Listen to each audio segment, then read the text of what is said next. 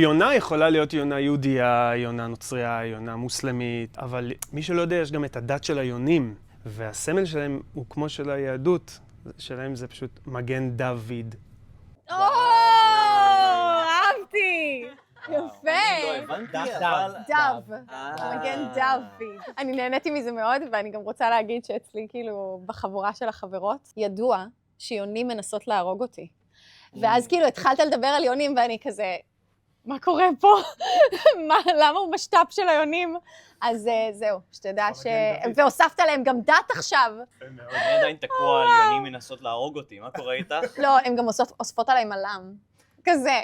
טוב, אמיתי. אז נגיד, כאילו, יש לי פה, איזה צבע אין ברמזור? ירוק. כאילו, אז שלילה, בדיוק. שלילה. אוקיי, לאיזו חיה עם כנפיים? יוני. בדיוק. פה תמה לפרק. יש פה תמה לפרק. ידעתם שגבעת חלפון, יש הרבה, וזה מעניין גלית שאת מפחדת מיונים, הרבה אנשים חושבים שגבעת חלפון זה סוג של יונה. אבל יניב פה יכול לספר שגבעת חלפון... אינה יונה? טוב, שמע, כזה צחוק יצא מגלית. אני מרגיע אותך, מצד אחד גבעת חלפון אינה עונה, בסדר? אינה עונה. מצד אחד על הצולן. זה השם סקיס הדבר הזה.